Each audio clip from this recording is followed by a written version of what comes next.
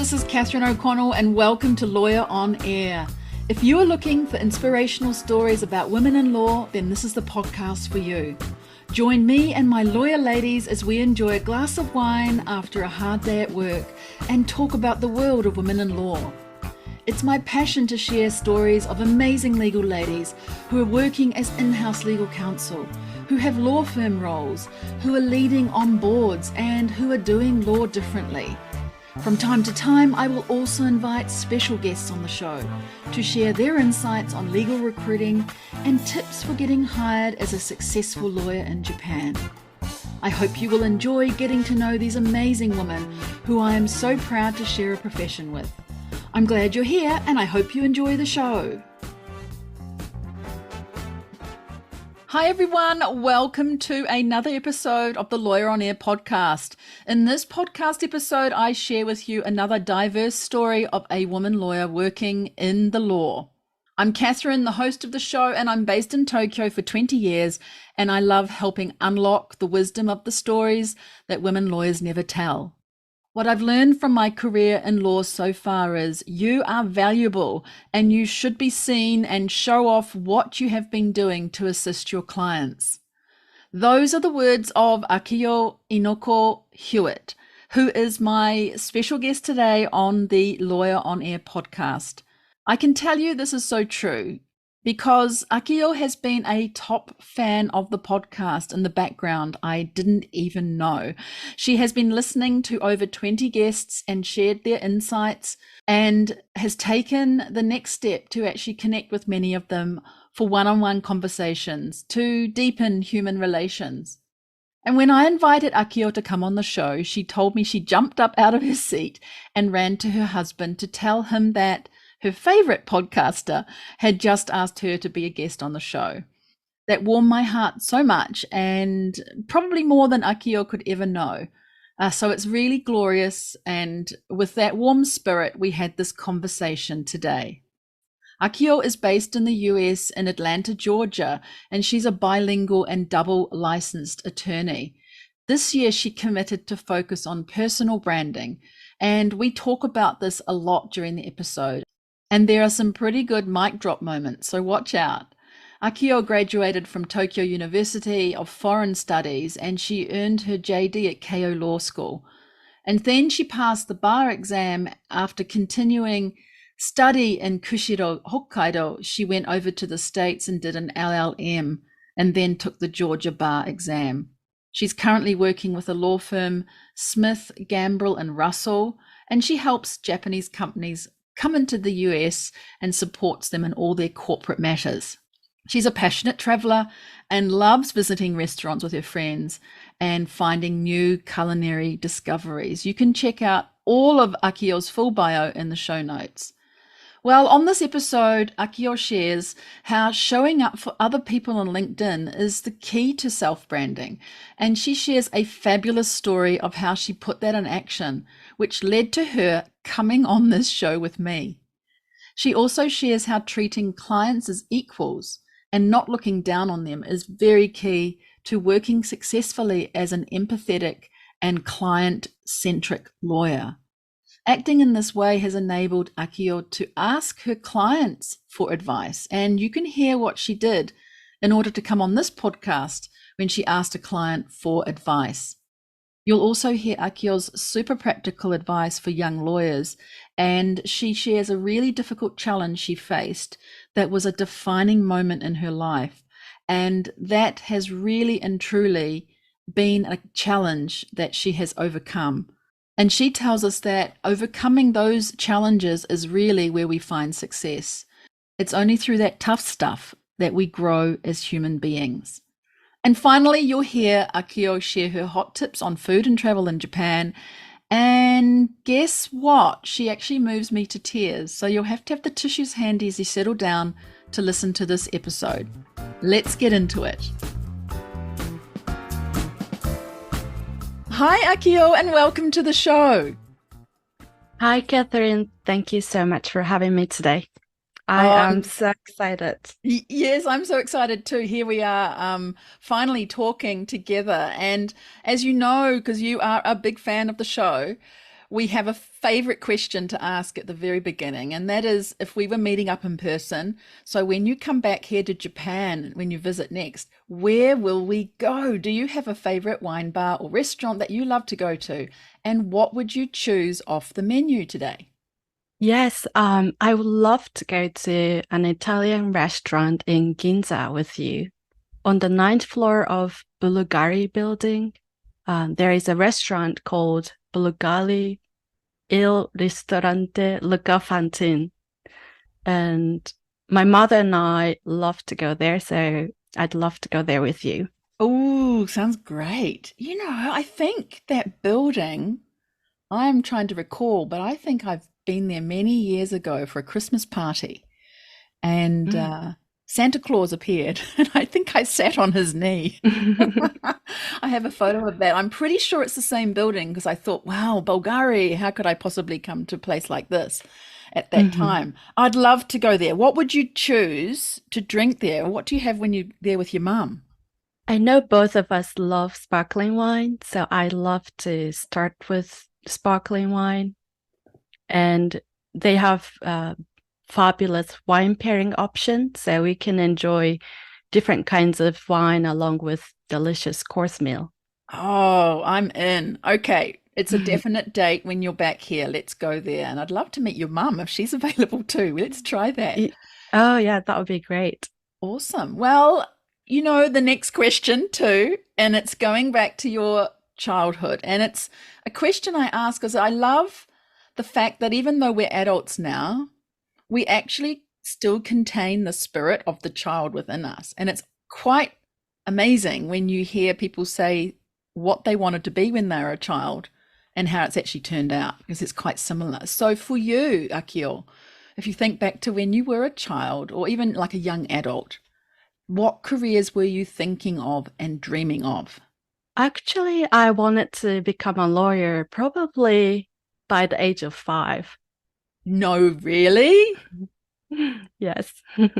Tell me more about that. How do you know you want to be a lawyer when you're 5? Goodness. Well, my mom is a child psychiatrist and my dad is a lawyer.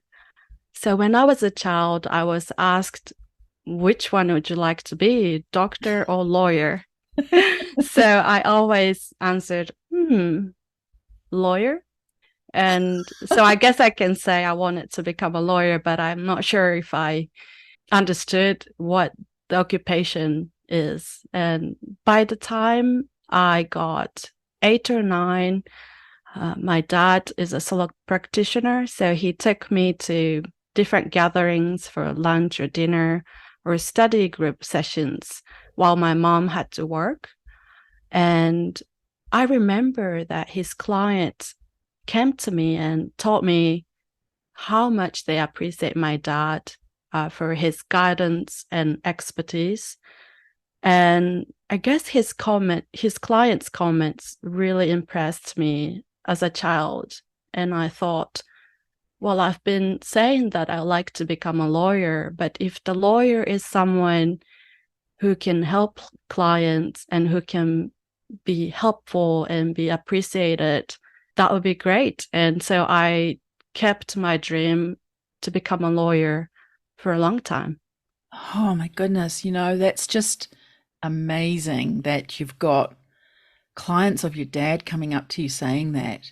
You couldn't forget that. It must have been really impactful. Do you remember what kinds of things they said about your dad then?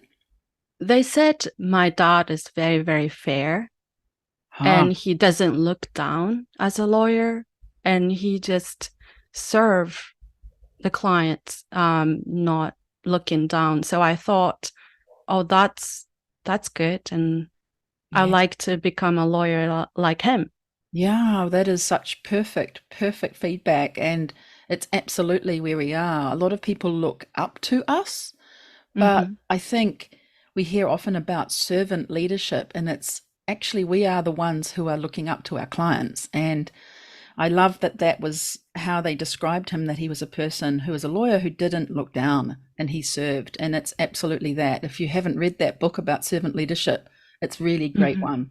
Is your dad Yeah, still I'd love around? to read that book. Yeah. Yes, he's still having his solo practice law firm. That's fantastic. Is your dad a kind of mentor for you, do you think? Absolutely. He and my mom are just fantastic mentors.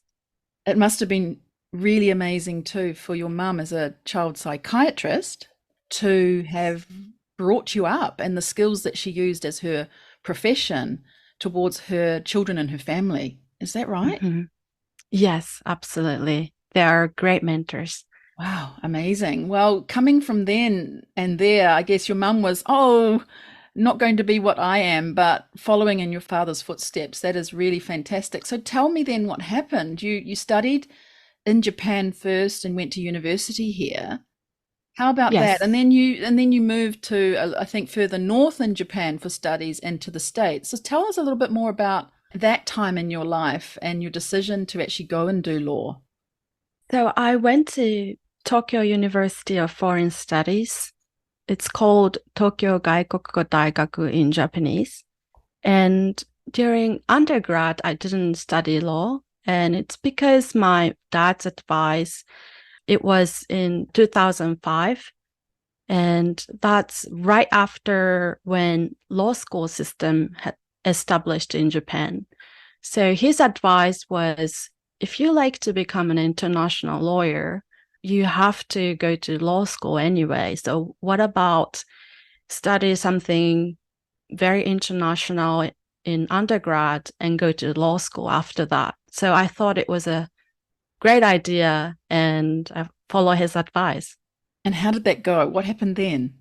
And then I studied actually Czech language, Czech Republic, and also Eastern European studies and international human rights law.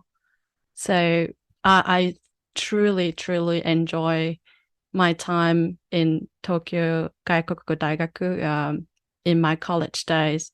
It was fantastic. Yeah, well, I would guess that a lot of people would choose to study English, and you've chosen Czech. Yes. That's very curious. Why? So in that university, they have English major, French major, Spanish major, Russian major, and they have different majors. And I picked Czech just because I was so into Paris collection, Milan collection, and found that there are so many beautiful people in Eastern Europe. And I just wanted to visit there, learn their language, and just wanted to spend time in that region. And I Brilliant. actually did over the Oh, summer. good. I went to summer school in Czech Republic and studied Czech language. Would you have gone there if you hadn't studied the Czech language, do you think? I might have, but I wouldn't have stayed as long as I did, or I didn't go to summer school. Yeah. Yeah, so you had the language was really an incentive to go there and look at that, one of your dreams. And I know you love traveling. So how long did you end up spending there? I was there 2 or 3 summers. So in total, maybe several months during my undergrad Right. So during your days. undergrad, you chose to go back to Czech and keep studying in the summer school there. Hmm. Amazing. Well done. Okay. So then what happened next? You were doing your undergrad and you finished. And so what happened? I went to Keio Law School for JD degree, the Juris Doctor degree. Yes. And why did you choose KO? Keio is such a prestigious private school, and actually I got full scholarship, like tuition exemption scholarship, and I was very grateful for that. So I chose Keio to study law. Fantastic. And the scholarship is because you're basically an overseas student, even though you're Japanese by Ac- nationality? Or how does that happen? Actually, I was really good at the essay because the theme of the essay was something I studied as an international human rights seminar. So I was very lucky. Hmm. All right, that's cool. And then you finished KO, and what happened after that? So I passed the bar exam and I was able to choose anywhere in Japan to have legal trainings. And I picked Kushiro, Hokkaido, and I moved there and spent about 8 months for legal training. Do you have a connection to Hokkaido? So during the course of study, I joined non-governmental organization to assist indigenous peoples in Japan. There are two indigenous peoples, one in Hokkaido, Ainu people, and another one in Okinawa, Ryukyu peoples. So during the course of the activities in that organization, I got to go to United Nations conference on the rights of indigenous peoples with Ainu people and help them make statements for the meeting of the UN conference. So I knew some Ainu people there, and I really wanted to see how living in Hokkaido looked like, and I wanted to visit them and just listen to what they think beyond our connection by attending UN conference together. Okay, so UN conference in at the UN? Yes, in Geneva. No way, really? It was great experience. Wow, that is fantastic. And I just so love that you chose to do your studies, at Kushiro and Hokkaido in order to also be connecting with and experiencing the same environment as the people of Ainu who were the people that you were very interested in, right? In progressing and advancing. Yes, absolutely. It was great experience. It was the coldest winter in my life, but it was overall very good experience. Coldest winter and warmest experience, maybe. Yeah, I love what I love what you Wow. say. How did that experience change you or impact you? I think my reason to study law is to protect vulnerable people, people who are underrepresented, people who need our legal protection. And that has been my passion to study law. So it just strengthened my reason to study law and work with them. And I still attend meetings of the same organization. They have Zoom meeting. Some people are in Japan, some people are in Australia, and I am in the US, but they find a time that everyone can get together monthly. And I am grateful that I have a chance to connect with them still. It's really incredible. And that's the UN organization you were speaking about. Yes, that's actually the name of the organization is Shimin Gaiko Center, and it's based in Tokyo. But that's an organization to help indigenous peoples to speak up at the UN conference. I didn't even know that kind of place existed. That is absolutely incredible that there's that support mechanism and organization to help, and that not only that you did it just when you were at Kushiro, but you continued and are continuing doing it with your passion, obviously showing to protect vulnerable people and continue to help them. And I know you also, through your current work, you are supporting Japanese startup companies do their business in the US. And that's Yes. probably not unusual, but I think how you do it is because you work through government agency programs.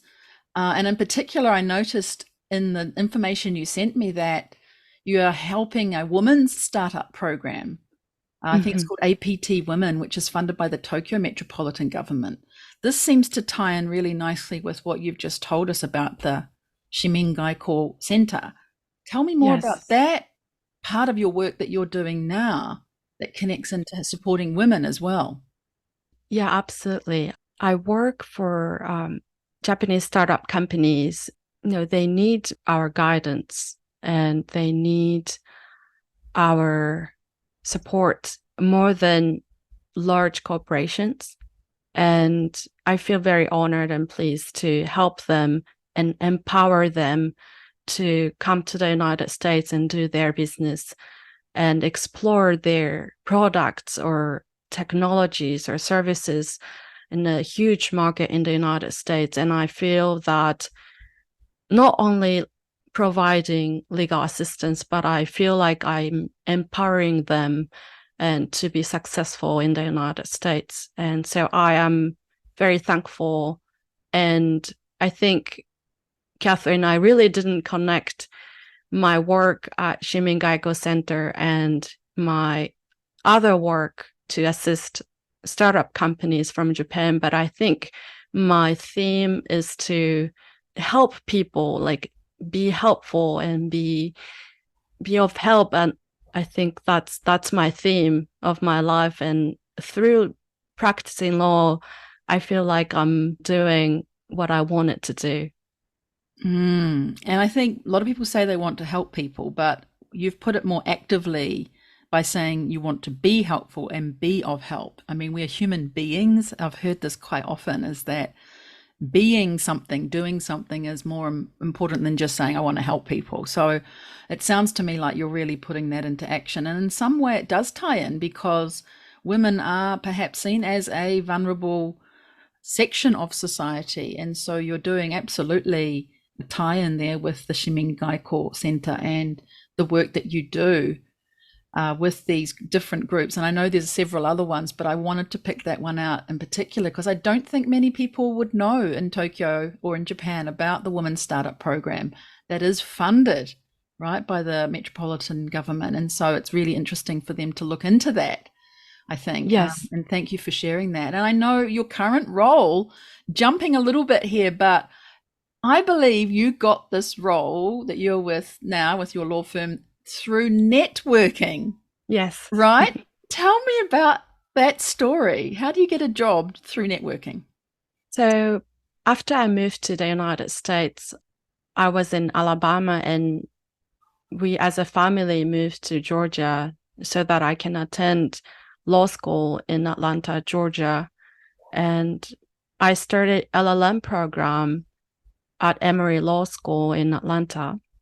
And as soon as I started, I was told that it is very difficult to get a job in a big law firm. The reason is that LL.M is just 1 year program for foreign attorneys, and we don't have summer as a law student. So all big law firms have summer programs and recruit through summer programs. So we will miss the chance. So a person in Career Center said the only way to get a job is through networking. So as soon as I heard that advice, I started going to networking events, seminars, panel discussions, any events that were open for law students. And I also went to a website of the Japanese Chamber of Commerce of Georgia and found a public event at a Japanese language school. And I went to that seminar, of course, and I met a Japanese lawyer there who was practicing law in Atlanta at a big law firm. So I was like, wow, that's my target lawyer. And I knew him from the website, but I really didn't know I would be able to meet him in person very naturally in that seminar. So after the seminar, I went to him and I introduced myself very politely and told him that I was looking for a job in Atlanta. And I have family here. I settle here, so I'd love to work somewhere in Atlanta. And he invited me for lunch. And after lunch meetings for a couple times, he asked me if I was interested in working with him during winter break as a law clerk. And of course, my answer was absolutely yes. And that's how I got a job. So the advice I got at the beginning of law school was correct. I went to networking events and I got a job. That is such a great story, right? There are different ways to get a job, even if you aren't doing the summer as a law student and going into those summer clerking jobs that the big law firms have. Look what you did. You went off and joined these panels, seminars, listening to people, and then the Chamber of Commerce, and found your target lawyer. Yes. That's just great.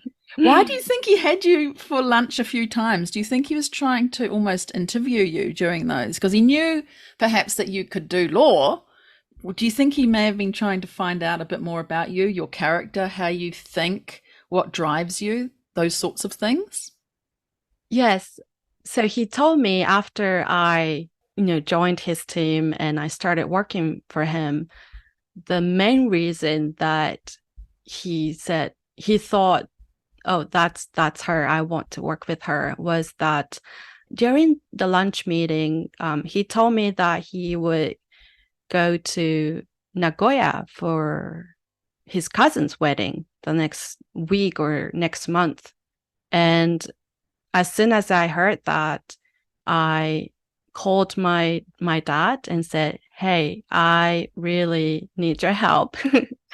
And I knew that he loves ramen. So I sent a list of ramen places that, my dad and his friends would recommend in Nagoya.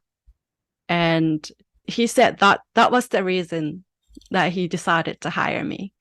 Very helpful, very thoughtful. And if I could do that to him, he said I could do that to the clients. Wow. I am stunned. I think that is amazing, how you can have that very kind gesture to someone, really, with no strings attached. Just say, look, these are some great places, and your father helped you out there too. But that would be so significant as a kind gesture that you went that far. It's a simple act, but it's also thinking about that and going that far to actually do it and think about doing it. Amazing. Well done. What great advice for people who are listening, to take that step. And I know too that through your networking and through being curious as you are, you also asked a client in the last couple of days to give you some advice about coming on this podcast. And I think that's also amazing that you took another extra step there. Can you tell me about that? Because I love that story too. Yes. So, you kindly asked me to appear on your podcast, and I was so thrilled and excited, but at the same time nervous. So I asked a client of ours, his name is Ramona Houston. She's a consultant of diversity and inclusion. And I asked her for advice, and she gave me great 3 pieces of advice. And the first one is enjoy your conversation with the host. And the second one is keep your answer not too long, but not too short for the listeners to enjoy the conversation. And the third and last and probably the biggest advice was be yourself, just be you. And she encouraged me so much. And I was very, very grateful for that advice. Brilliant. I will shout out to Ramona for that wonderful advice. And I do hope you are enjoying it. And you're certainly doing very well on points 2 and 3, being yourself and keeping your answers and very nice and succinct, but also not too long, not too short. So you're doing fine. Don't worry. What great advice. That's fantastic. Really great advice for being on a podcast, because I think she also said, you're not doing a panel discussion or you're not presenting a keynote speech. So therefore you should be in those sorts of ways in the way that you speak today, right? Yes. Oh, lovely. Okay, so you joined this wonderful law firm with this fantastic lawyer. And is that the same place you're at now, or have you moved to a different firm? I've been with the same firm since I graduated from law school. Why have you stayed? I love the people I work with. I work with excellent attorneys throughout the firm. And our firm is called Smith, Gambrell, and Russell. And we have about 400 attorneys in different offices across the nation. And I'm a member of Japan practice team. And we have actually big international team. We have a German team, Israeli team, and China team. And we assist foreign clients doing business in the US. And many attorneys, even American attorneys, they are very familiar with foreign clients' questions, and they do not get frustrated with the language barriers. So I am enjoying working with all of the attorneys, fantastic attorneys at my firm. Yeah, it's about that, isn't it? Because you spend so much time of your one whole day at your workplace or working. So it's really important to have people around you who are great to work with. What do you love about your work, like that you find really satisfying and rewarding? Does it link back then into that helping vulnerable people? Is that what I'm hearing from you with your work that you love? Yes. Mm. So I'm in Japan practice team, and we assist clients all matters of corporate law, from just general corporate work, M&A, employment, and compliance work for Japanese clients. And Japanese expats, like CEO of US subsidiaries, they are great businessmen, but they're not necessarily know legal terms and system in the United States. So I love assisting them and just explain to them what legal structure, like laws and regulation, are in the United States and how we can solve the issues they have. And whenever clients say, "Thank you so much, it was very clear and easy to understand, and we can keep moving forward," and that's the most rewarding moment of my work. Wonderful. Yes. And you probably have come across some challenges too, because not every career is without some twists and turns and bumps on the road. Is there any, just one challenge that you overcame that you'd like to share? I really cannot think of any challenges. I You're don't having know too much why. fun. You're having too much fun. I think I'm having too much fun. I really Well, cannot think of anything that that's okay has too, been and I think difficult. that's great. And I think the point there is that perhaps it's your joyful approach to the way you're doing your work, right? So, what then, out of the things that you've said that you love doing, is there one highlight that you think you can call on that really, where you said something or did something, you were being helpful, being of help to somebody, and it was a highlight for you? So maybe not just one event, but I love compliance work. For example, environmental law, custom and trade law, healthcare law, which are very, very complex and hard to understand. And even lawyers in a different field find it difficult to understand such laws and regulations that clients need to comply with. And I feel that if I understand the concept and I work with attorneys specialized in those fields and work on compliance project together for Japanese clients and just complete the project, I feel amazing. And I feel that I was able to assist the client and I was helpful. That's the piece of work that I most enjoy, I guess. And when you feel that way, is it because you know yourself inside that you did that job really, really well? And it's even if you don't hear it from the client that you feel that way? Yeah, most of the time clients do say, "Thank you so much. It has been a pleasure to work with you." So I feel appreciated. That's really fantastic.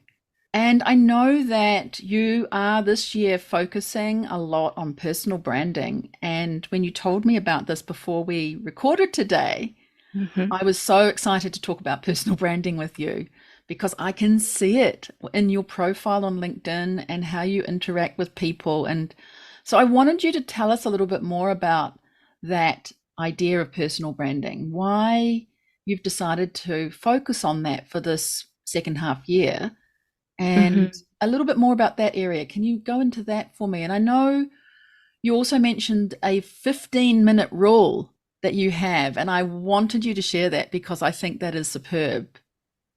Yeah, absolutely. So my New Year's resolution for this year was to be active on LinkedIn. Before that, I never posted anything on LinkedIn. And so, Quite common by lots of lawyers, don't you worry. mhm. Okay, so you decided to make a change.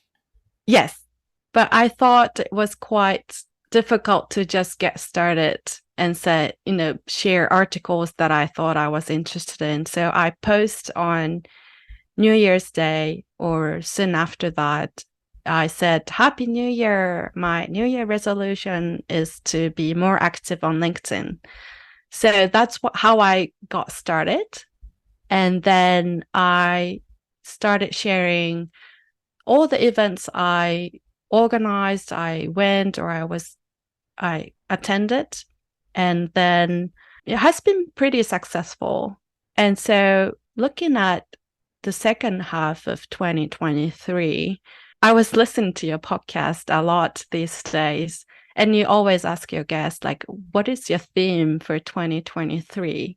And I was thinking myself, so what's my goal or theme for this year?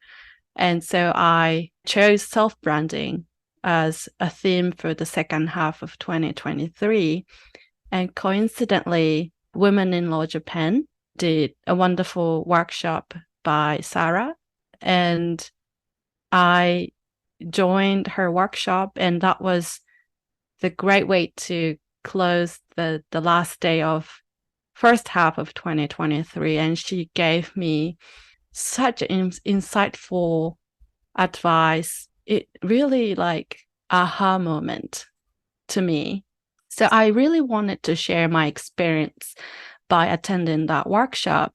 And I got connected with her when I signed up for the workshop. I started following her, and then she sent me connection request and we started chatting. And so I followed her on LinkedIn, and she said most of the posts that go viral, the author just take 15 minutes of the time. So I thought after her very, very insightful workshop, okay, I will take 15 minutes to show how much I learned from that workshop. And looks like it made her day. And I was thrilled and I was amazed by her comments. And that's how I got your attention to ask me to join the podcast. So it has been just wonderful. Yeah, I think you've just given the proof of the magic of LinkedIn and Hmm. underneath that, the magic of connecting with people. And indeed, Sarah Uis, a legal design guru, did the workshop. And a lot of people wait until after a workshop to connect with someone, but you went ahead and you connected with her beforehand and got to know her. So when you joined that workshop online from the States, when we held it in the evening in Japan time, you already kind of knew her. So you felt like you were meeting up with somebody you already had a connection with, correct? Yes, I was very, very interested in her workshop. And I just wanted to follow her and I wanted to send connection requests after the workshop. But thanks to her reaching out to me, I was able to connect with her and learn from her posts. And I was very, very excited how I can like what I can learn from the workshop. And it was 5:30 in the morning in the US. So it was I set alarm clock at 4:30 and woke up at 4:30, but I was very excited and I believed it worth it and it actually did worth it. Fantastic. 5:30 a.m. There you go. That's dedication. And Mhm. afterwards, indeed, you wrote this fantastic summary, 3 quick points about the webinar, about the workshop that you loved. And I saw that. It came up on my feed. I saw that and I went, ha, here's someone who really enjoyed the webinar, enjoyed the workshop, but also took the time to actually tell the person who presented the workshop what you got from it and what you felt. And I know that one of Sarah's reactions to that was, this is the best feedback I've ever had on one of my workshops.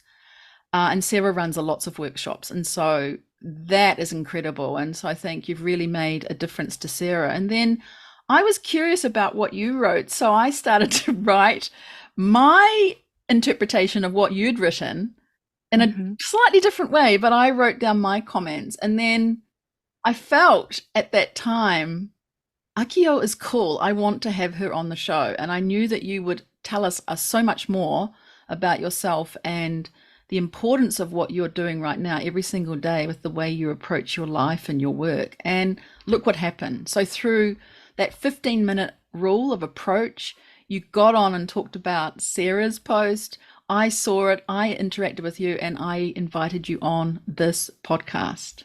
Yes, I actually became a huge fan of you and your podcast. And I was dreaming myself, maybe in several years when I'm a little bit more senior and I would like to reach out to her and say, hey, I'm Akiyo, and, just wanted to be on the show someday. And within few weeks, I got to Yeah. invited, and I couldn't believe it. I was jump up and rush to my husband, say like, guess what? So yeah, to be on the show today is just fantastic, and I just can't believe it still. Well, it's true. And you so warmed my heart with all of that, honestly. And, it just made such a impact on me that I knew you would be brilliant. And I'm so glad that you're here to actually empower others to ask for what you want, Mhm. right? That is exactly what, well, I guess you put it out in the universe. You were thinking, I really want to be on this podcast, but you made it so attractive that I had no choice but to ask you to come on the show. But what does all of this tell you about the importance of not hesitating, right? But there are so many people who do hesitate, and especially women, to brand themselves, do this, as you called it, the self branding. There are people who hesitate and maybe they think it's too arrogant, or what have I got to say? What would you say to those people to encourage them? I would say that you are valuable and you should be seen and recognized, and just show off what you can do.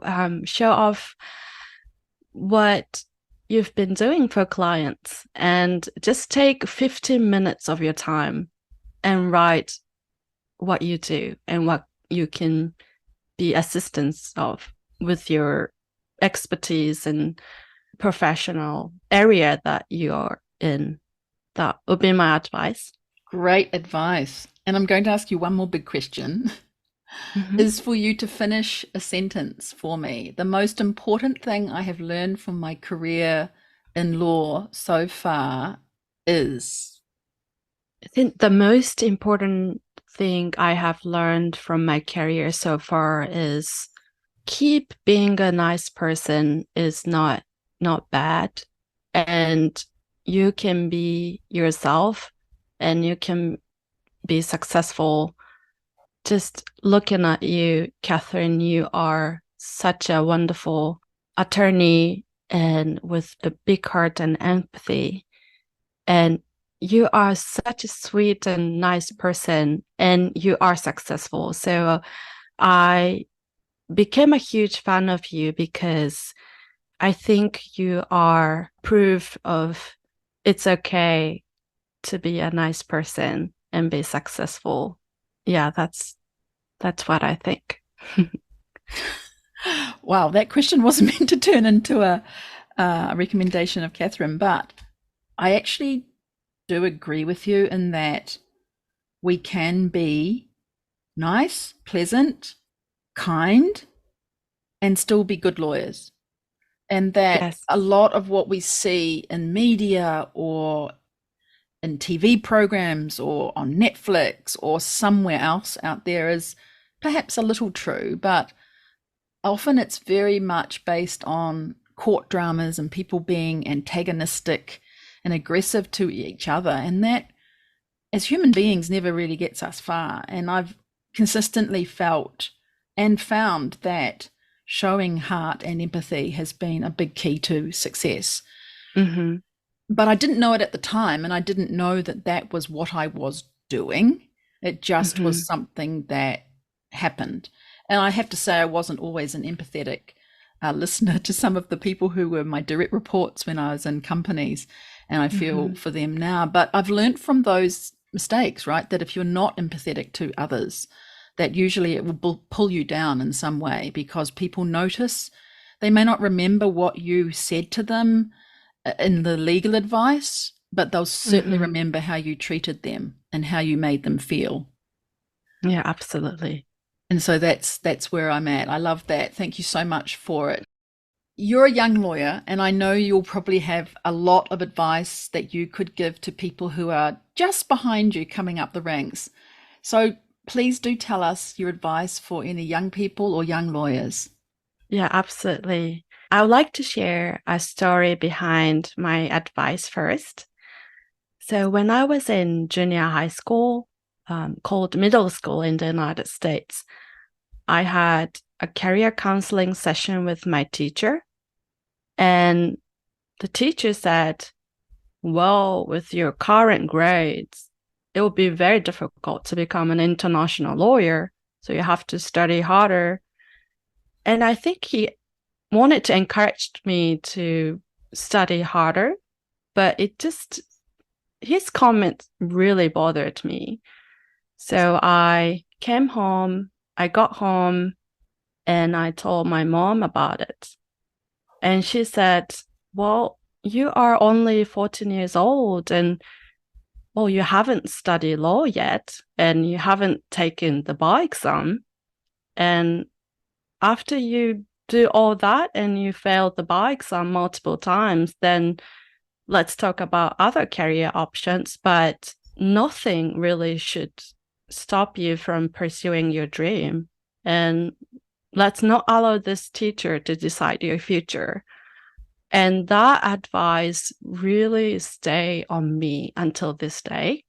And so what I would love to give advice to young people would be unless you take actions and try, you will never know the results or outcomes. And I was not, top A student, but I decided to go to law school. I decided to take the bar exam and I became a lawyer. But if some of the young people who think, oh, becoming a lawyer is too risky, or my parents say, I should go to easier route, or I'm not good enough or smart enough, intelligent enough to become a lawyer. And a part of yourself still think, I want to become a lawyer. And just, I want you to pursue that passion and that dream. And the dream will come true if you work hard enough. And even if you don't pass the bar exam, the legal education you had is so valuable and you will be able to contribute to companies or people by using your legal knowledge and experience the rest of your life. So a lot of people just so discouraged to go to follow their passion. So I like to tell them that, just go for it. Until you fail, you never know. That is such beautiful advice. I know the teacher probably meant well, but as adults, talking to 14-year-olds, 13-year-olds, 10-year-olds, 20-year-olds, we have such a responsibility to encourage and not discourage.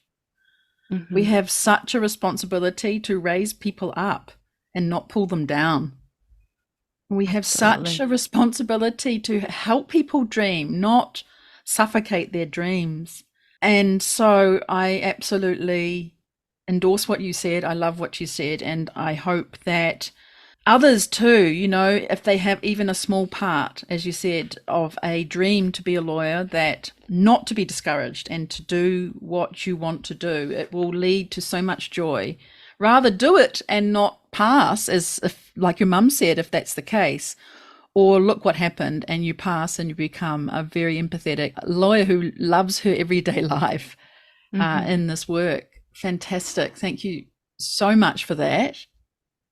We have had a fantastic conversation. I feel like we could talk about so much more. Is there anything else, Akiyo, that you would like to talk about that we didn't mention or re-emphasize that we did talk about?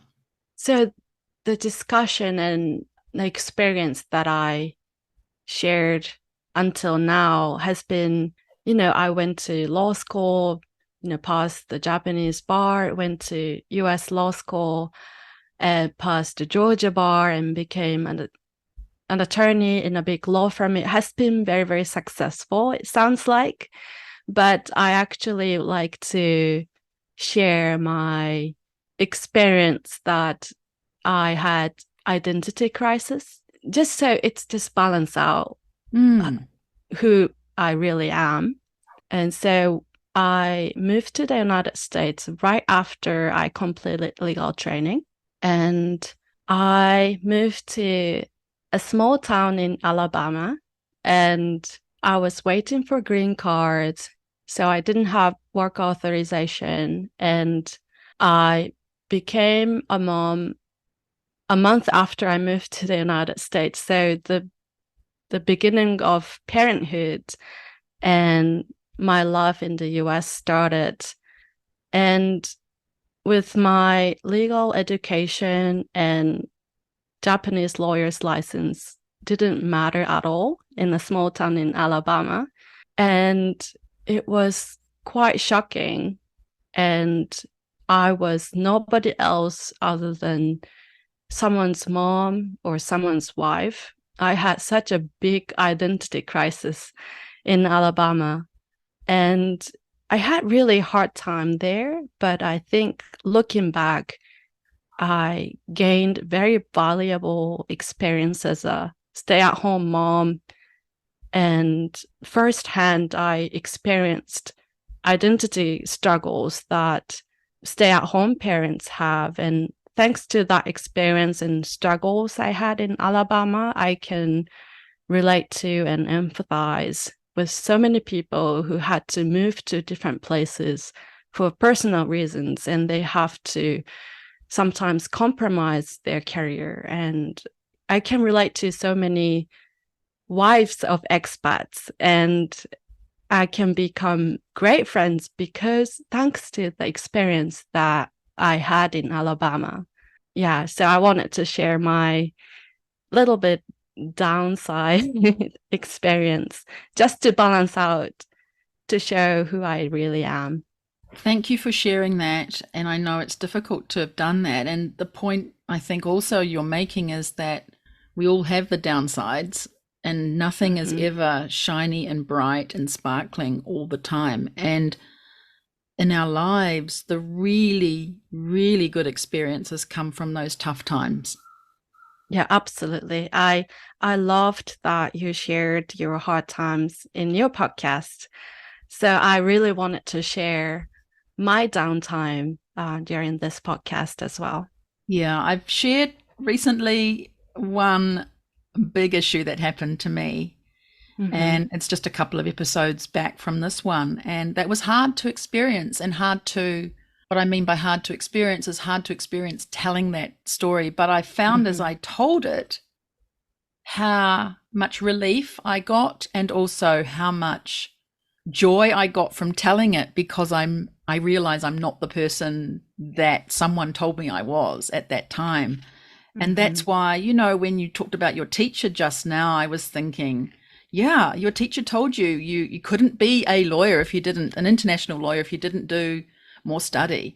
And, the person who told me I couldn't be a leader, I wasn't a leader or wasn't strategic, I think they have their idea and they mean well, but somehow it comes out a little bit wonky.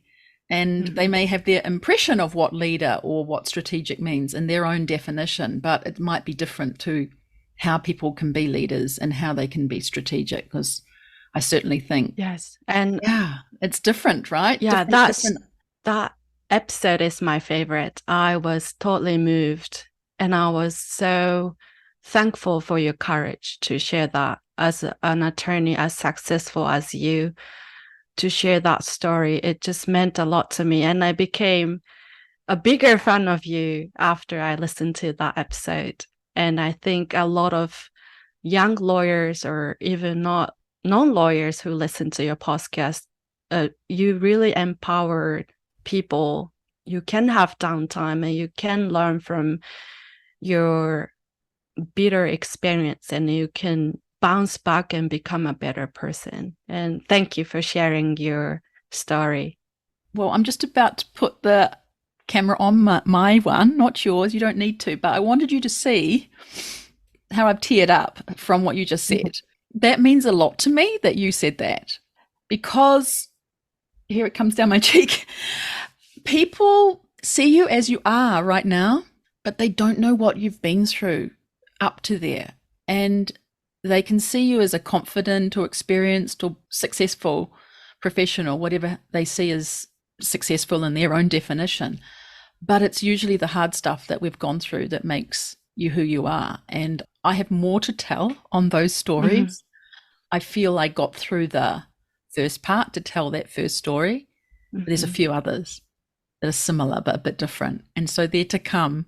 So hearing you tell me that made an impact on you, yes, means absolutely. It's not only you, it means it's other people who heard that as well. So that's now empowering me to want to go further. So thank you for that. Really, thank you for that. And yes, tears are coming down my cheeks as I'm saying this. Tears of joy, because that really, really has touched my heart. Thank you so much. Well, shall we move into the last section of the podcast and have a bit of fun? I finish up the podcast with several kind of lighter questions. I want to know your favorite Japanese food. Can you tell me what it is? And do you make it where you are in the States, or do you have something that's more like your mum's home cooking? Tell me. My favorite Japanese food is sushi. I think it's so stereotypical. But moving to the United States and sushi, I realized how Japanese people treat fresh raw fish as very, very delicately, and how much passion and efforts into it to make sushi delicious. So being outside of Japan, I found, I think, the beauty of sushi. And so, yeah, that's my favorite food now. And every time I go back to Japan, I go to supermarket and get sushi. And even sushi at supermarket is fantastic. And I really think that's one of the best thing in Japan. Yeah, I love that. I've got an invite to go to have sushi very soon too. So I'm looking forward to that. What about a place in Japan that you would recommend people go and visit? Kyoto is my favorite city, so I would highly recommend to go to Kyoto. And if you don't have time to go to Kyoto, I think I love Meiji Shrine. And I love the power. I love the tall trees, and I love the history I feel. And even in summer, it's cool and it's just beautiful. And stepping out of Meiji Shrine, you get to go to Harajuku, and it's such a beautiful, how to say, like, I guess contrast in a way, isn't it? From the serenity of Meiji Shrine across the road from bustling Harajuku, Yeah, it's a very interesting contrast. Yes. You can walk 5 minutes and here you go. You can be a center of culture, like a Yeah, Japanese pop culture, and then you can exactly. keep walking and go to beautiful Aoyama Street. And I love that area, so I want encourage going to Meiji Shrine and then Harajuku and Aoyama. Perfect. Oh my goodness. What are you listening to at the moment? Like your favorite music or podcast? Not this one, something else. What gets you going on listening or reading or, yeah, music? I just listened to your podcast and I'll yeah, I will Ah, keep listening. thank And you. so sorry. I Well, I'm just going to couldn't tell you think of my anything else. favorite, and I know everyone knows that Jane Nakata produces this podcast, and she's going to totally agree with me. And I think we need to put a link in the show notes, Jane, about this particular video that Jane often shares with me before coming on a podcast or when we're feeling a little bit low and we need a bit of a vibe. And that is Silk Sonic's Love Train, and it is with Bruno Mars.